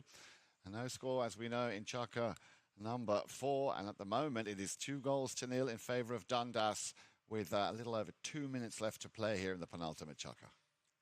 Foul on the play, and he'll be riding under the shot. Great sportsmanship here by Santiago Javajol right here. He held his mallet up a little bit. He kind of held the play up. Remember, when a player's clearing there, if a player needs to be careful of that mallet. And I guess everyone covered downfield, so they're not going to move it to a 4. It'll be from the center. And we'll see if they can they get one here. It'd be good to get one here just to get the energy going again. Yep. Pedro knows it. Here comes Falabella. Taps it into play.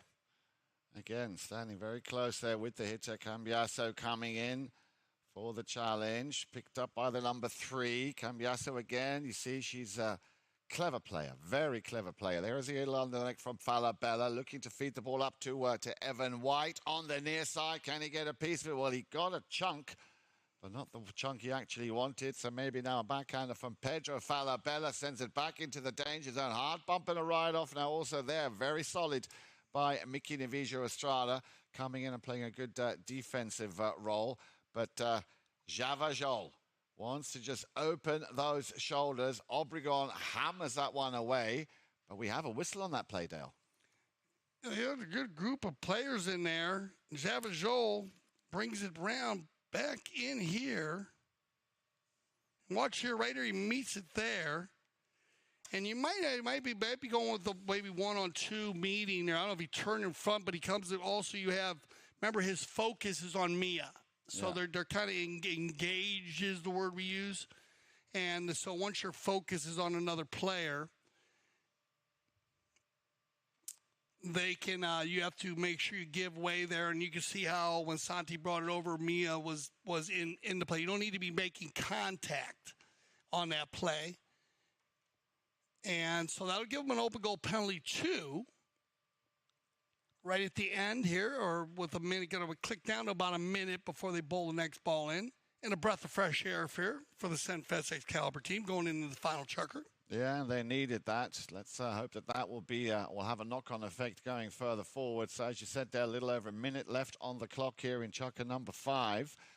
And as we suspected, it's probably going to go down to the wire. We're going to see what happens in Chukka number 6. Ball is back in place. Senvest winning this throw-in. And it will be Javajol over on the far side. Falabella picking up the loose ball.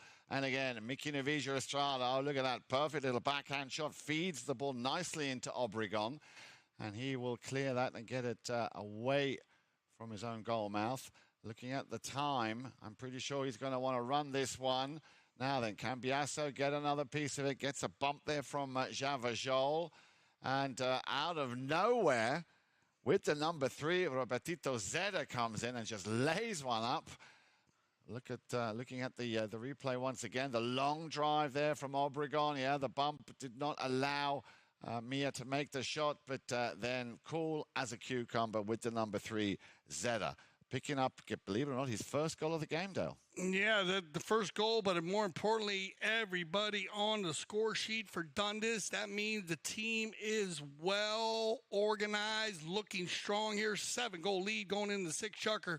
All right, let's see if Senvest can have a very strong chukker. They need to come out hot. We'll be back for our 6th and final chukker of the 2023 Sieber Memorial.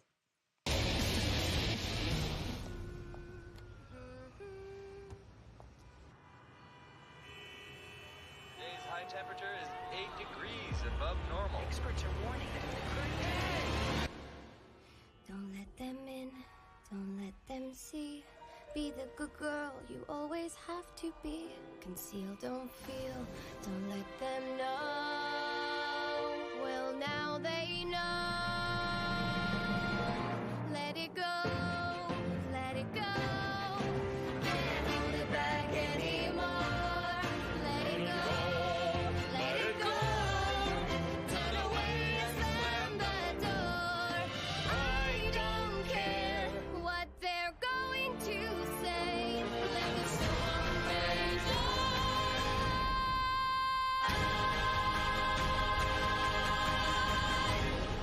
Never bothered me anyway. I am Nick Weaver. I am the co-founder and COO of Blue Delta Gene Co. I've probably measured over 30,000 butts, 7 feet tall and 7 feet wide. Doesn't matter. It is fun making people happy. When you make a garment that fits, that's one thing. When you make a garment fit and look good, that's another thing. And we are very good at the latter. We have grown our company by taking care of people. We have grown by making jeans that fit. There are some things that will never change. Where it's made, how it's made, and who's making them. Every jean is one of one. But now we can get you measured from anywhere in the world. We have rolled out a virtual tailor system. Blown away with the technology. It's unbelievable how accurate it is. It's a quick, easy, touchless way so we can get the measurements to make you a pair of damn good jeans. I got to have them lined up here now. Quick, I had an opportunity to speak to our instant replay official. The foul. Chance to talk to our instant replay official during our break there, and the foul down on the penalty 2 was a right-of-way violation. Geronimo's horse's head coming across. So not 1 meeting 2. There was not there. We talked a little bit about that. So that'll clean that up a little bit so the both teams understand what happened down there on the open goal. And look at this, come out of bowling very quickly. And they're going to pick up another one. Nice play here by Zed on the near side. Drags it in. Nice approach. Javajol, all you do is take them out. Oh, nice little help from the pony there. As Robertito, and I love the Bay Ponies. He plays in the 5th and 6th. They are very strong 4-legged athletes. They even know how to kick the ball. But a good play there by Zeta. You can see how he went to take the mallet away from Javajol, try to let his own energy of the ball carry across. So he's really turning up the heat here. Zeta hitting the target on both occasions here in the 5th, now also in the 6th chukker. As I said, that were his first goal in chukker number 5. So, Dale, I mean, with all the optimism in the world, Can Senvest turn this around? Because it looks like Dundas now, and especially since Chucker number 4, when they scored 4 goals versus 0 goals from Senvest, are very much now playing. Yeah. They're playing their game. No, they're playing their game. I mean, it's been the Blues been trying to catch up here.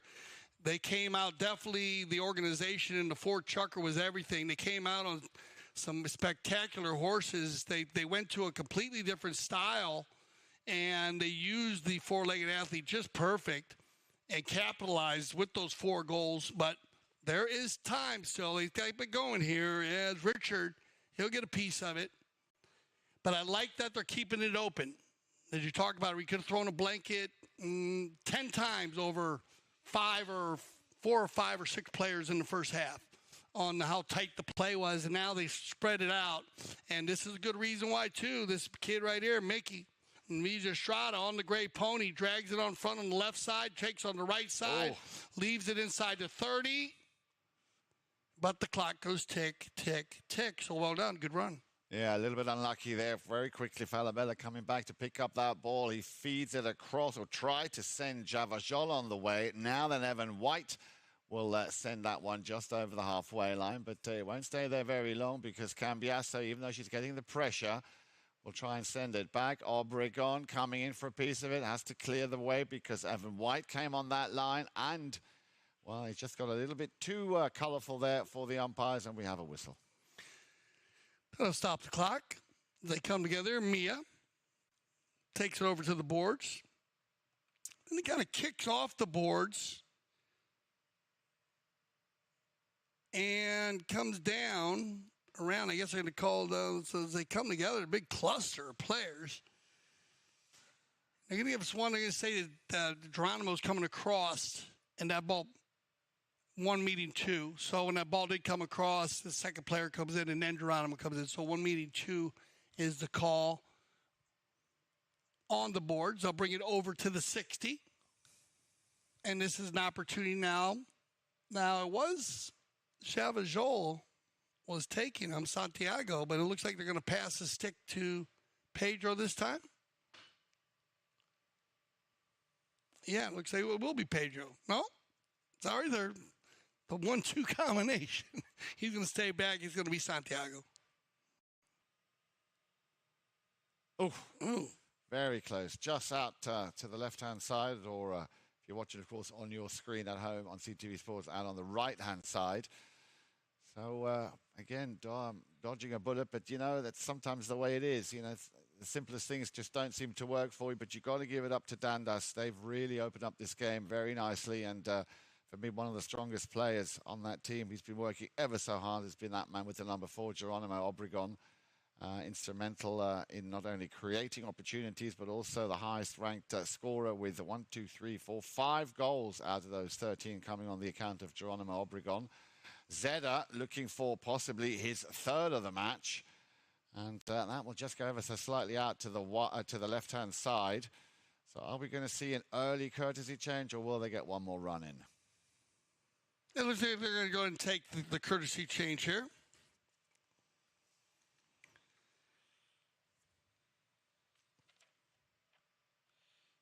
Obregon gets onto a fresh mount. And the last year, Zeta was going for back-to-back wins here. What if they win it this year? It'd be 3 in a row. 3 in a row, yeah. They won it in triple header. That's great. Take on 3 in a row. Congratulations to Dundas if they get it done here. One of the most winning teams at the Grand Champions Polo Club. They win a lot of players. They play in everything from the 6, 8, 12, and of course the high goal. Sarah Siegel Magus and her son Cable. They love the snow and the beach too. They play in the snow polo. I remember Sarah Siegel. She carried her team by making all the penalties. No one could make a penalty shot. She was just boom, boom, boom, ice in her veins. Same thing with Cable. They enjoy that. So it's nice seeing the Dundas team here and being very successful. But Senvest, Excalibor, Richard Marshall, they were very strong through this tournament. I think every game they showed that they were going to another level. They had a bit of a break before they had to play the final on scheduling. And I don't know if that took effect on them but Dundas, like I said, here they are. This Ford Chucker was so strong, but they're going to keep moving here, Senvest, looking for Richard. Yeah, but he won't get through. That ball will not make it through because Obregon, he once again, the Secretary of Defense, keeping things nicely under lock and key. Oh, a bit of a steal here and a swing and a miss, unfortunately, there for Mickey Navija Estrada. But I've got to say, Dale, that young player coming in for the slightly injured Sarah Siegel-Magnus. 4 goals to his account. I'm sure she will be very delighted with that. And, of course, we hope that you're watching this, Sarah. And from all of us here at CTV Sports Studio, we hope that you will be on the road to a very quick recovery as that man, Santi Javajol, just puts that one wide. And as you keep saying, Dale, the clock has no mercy. The ball is still in play. And now a nice little pass, ideal for Mia Cambiasa. If she can pick it up, she does. Good first touch. Straight away now, the 2 Blues coming back there, Javajol and Falabella. Sends it back downfield, looking for Javajol, but Mickey Navija Estrada will clear it. This is all costing a lot of time that Senvest Excalibur are just running out of. Yeah, keeping it open here. The Dundas team just working the clock down, trying to keep it open and running with a nice lead. Kind of poetry in motion. They're going to keep that move. Zeta mounted so well. And he's like I said, I just think they made a great choice in the 4th. I would love to have their tent mic'd up down there with Adolfo, just talking with them. But whatever game plan they came out with there, that open style was just perfectly placed. And the horses were placed well, too. As you can see, they were winning a lot of plays all over the field. Mickey was mounted up well. Richard's going to get a piece of this one off into the corner, but he'll keep it going. Keep it on the field, Richard. Oh, bad luck there as it will roll off the field. And we'll line up for a knock-in. You might see a few horse changes here. Yeah, it looks like Falabella's going to go ahead and grab another one for the final minute and a half. Geronimo's going to go ahead and manage the clock perfectly, as a good captain should. Well, I'm pretty sure, Dale, that he will be thinking to himself quietly that the work that was needed to be done has been done. They have a lead of 8 goals, a little under a minute and a half left to play. And I'm sure that Dundas quietly will already be... Yeah, just bad luck. They've had bad luck. Santi had bad luck going to goal there, too. And Javajol, remember, you've seen him take everything out of the air. It's one of those days when they did it. Come around the corner, though, Santi. He'll take it down. And he'll work this one in. A nice little tail shot there with a little bit of energy. And that one will get the high flag, and that should bring us back to the center. And we'll give another one to Santiago. That'll be his 2nd of the day. A good shot, good slow-mo here of Santiago Javajol. It's a little play here if it does it. It's an indoor play, too. The ball gets out to the outside there. And Santi's got to go behind the player. So instead, it's in front of me, just rides by and takes a little tail shot. Good play to use in the indoor in the arena, that play, as it being a smaller place. And there you go. Congratulations, Dundas. Mixing it up very well. A very tight game at halftime as we went in. And it was 1-1 after the first half. A good shot of everybody, the Dundas team and our Dundas Shell. There's our final match stats, 13-6. And this is a big difference, 21 shots. Look at that, yeah. 12. That's a huge difference. Knock-ins. And they took, of course, the Senvest team took 2 more, but 21 shots compared to 12. And they still took 6 for Dundas. Throw-ins, Dundas was strong, 10. They win that one, 9 for the Senvest team. Fouls committed, very good. Both teams under 10, keeping it pretty clean. And the penalty scored back and forth 4-4, and they went across the board, 160 per team, 40s, 30s for the Dundas, and just 30s for the Senvest team. It was just one of those games. We talked about the first half. It was I think they both went in playing defense. And whatever they talked about in the Fort Chucker, it worked. They came out and they were very strong, using everybody, playing open style. They went from like it almost got down to like 8-goal polo a little bit in the first half, and just said it was so clustered, and then it went to like 18-goal polo in the fourth chucker. That big of a jump. Yep. And also, of course, the 4 unanswered goals in that fourth chukker did not help matters with Senvest Excalibor. Players are off the field. We will, of course, be having the prize presentation right here on CTV Sports. And another reminder to tell you that, of course, this afternoon the action continues with a very promising 6-goal, the Madeleine Bourdieu Memorial. We've got our second match of that coming on your screens this afternoon at 4 o'clock. So make sure you join us for that, as I say, later on this afternoon. So stay with us. We're going to get all the teams organized as they're preparing the trophy presentation. Stan, we're going to do the trophy presentation for you right here from the CTV studios. So stay with us here on CTV Sports. We'll be back for the trophy presentation of the 2023 Sieber Memorial.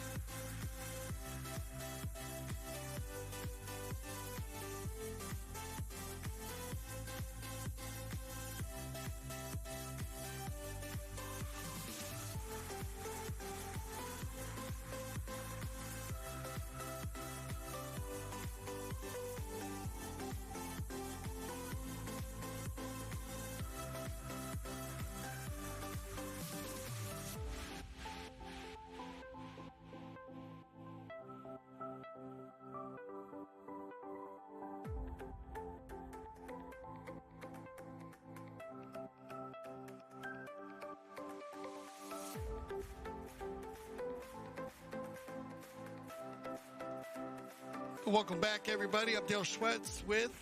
Yeah, and Eric Frank. And we're back here on CTV Sports for our trophy presentation of our 2023 Sieber Memorial. And there's a great shot of our trophy presentation stand. And what a beautiful trophy. And a beautiful trophy, isn't it? A good shot there of our... Looks like Cale Newman stepping in. A little wave. Thank you, Cale. Well, we're going to start off, of course, with the pony, but let's first of all get all the players. There they are, then the runners-up, Senvest, Excalibur, making their way up onto the podium. And as you can see, the first of the four players in the yellow shirts are making their way up also onto the presentation stand. Now, we are, of course, delighted and... look at there's Sarah. Yeah, there is Great Sarah. to see Sarah. I want to see her in crutches. Hey, Sarah. Congratulations. Sorry about your ankle. And, of course, the man in the big yellow or red shirt, beg your pardon, that is, and we're delighted to welcome him. Very good afternoon to you, sir, Mr. John Sieber, from everybody here at the CTV. See John again. Yes, sir. It's always a pleasure to see John, man. Sieber family out here. So we'll just wait for Sarah to make her way up there onto the podium. As you said, Dale, as we've been saying, she's been absolutely instrumental in getting her team to this stage, and we very much hope that she'll be on a very speedy recovery. John Sieber taking center stage. We are, of course, going to start with the Grand Champions best playing pony of this final. And I can tell you now that her name is Dolfina Fantasia, and she was ridden by this young lady who's just coming down of the podium to receive the award, the best playing blanket, of course, which gets given to that pony. Here she comes now on your screens. There she is, this beautiful grey man. Of course, everybody down there on the sidelines, give her a round of applause. She was ridden by Mia in the fourth chukker, and a beautiful looking mare that she is, winning the Grand Champions best playing pony blanket of this, the Sieber Memorial 2023. Once again, her name, Dolfina Fantasia. And I'm sure she will be getting an extra bag or bucket of carrots.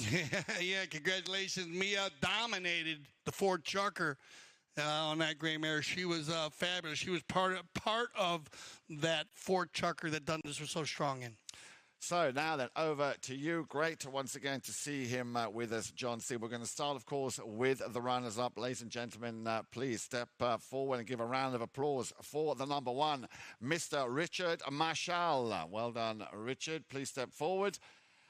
Receiving that beautiful silver plate. Well done indeed. At number two, a young man with a big, big future ahead of him, Evan White Jr. Please step forward and receive your award.